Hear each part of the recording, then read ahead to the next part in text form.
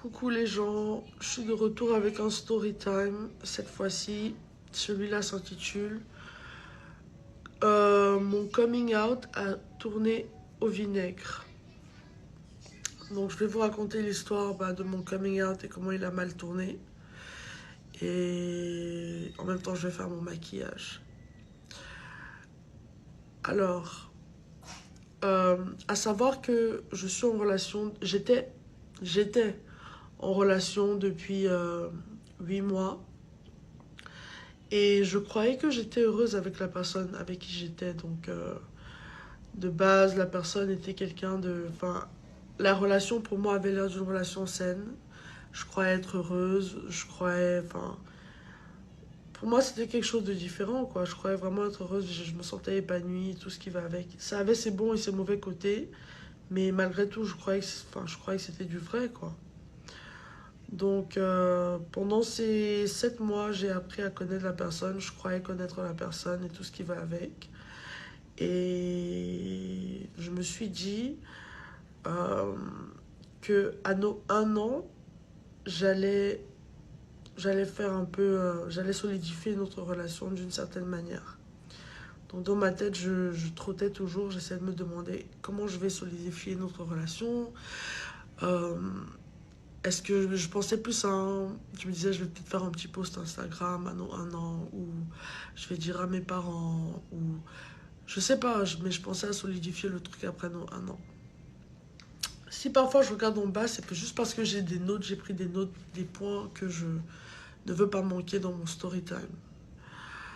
Euh, donc je suis quelqu'un de spontané, donc il faut savoir qu'on a eu une grosse dispute quand j'étais au Cameroun. Donc une dispute vraiment décisive où des mots blessants ont été échangés et c'était, je pense, 2 jours, un jour avant mon anniversaire.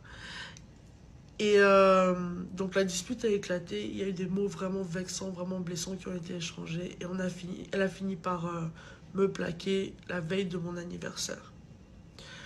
Donc quand elle m'a plaqué, je suis restée célibataire pendant environ 5 jours. Je suis revenue ici à Genève et on a eu une discussion où pendant la discussion on a parlé un peu de tout et de rien, de comment on se manquait mutuellement, ceci, cela. Malgré qu'on se manquait mutuellement, il n'y a aucune conclusion qui a été faite à la fin de la discussion. Mais moi, étant quelqu'un de spontané, j'ai voulu faire comment dire, a grand gesture. J'ai voulu faire euh, j'ai voulu démontrer mon amour. Et je suis quelqu'un de spontané, donc parfois je fais les choses et je réfléchis après, malheureusement. Et donc je suis allée sur mon téléphone et j'ai publié une photo d'elle et moi en train de s'embrasser dans les efforts de la regagner. Et j'ai mis je suis folle de toi et j'aimerais que le monde le sache. En sachant que je suis la fille d'un président et je viens d'un pays où l'homosexualité est condamnable. Donc j'ai posté la photo. Est restée, la photo est restée sur mon Instagram pendant plusieurs heures. J'ai vu qu'elle a été likée, repostée, likée, repostée. Elle a pris une ampleur auquel moi-même je ne m'y attendais pas. Donc je m'y attendais à ce que ça fasse parler un peu, mais elle a vraiment été repostée par beaucoup de blogs, ne serait-ce qu'en Afrique, en Europe.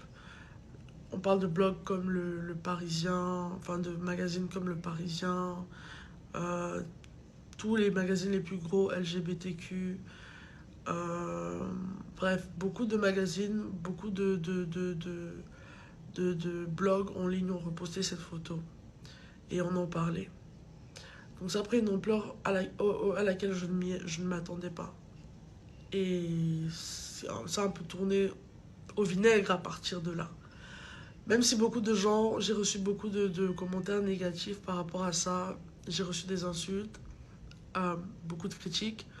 J'ai aussi reçu beaucoup de soutien de la part de communautés LGBTQ, de organisations de communautés LGBTQ ou de gens qui ne se sentaient pas représentés au Cameroun et qui trouvaient que je leur envoyais euh, un message de soutien, qui se sentaient vus à travers moi et qui voient une sorte d'espoir à travers moi pour se sentir entendre par rapport à la loi qui est mise en place en ce moment.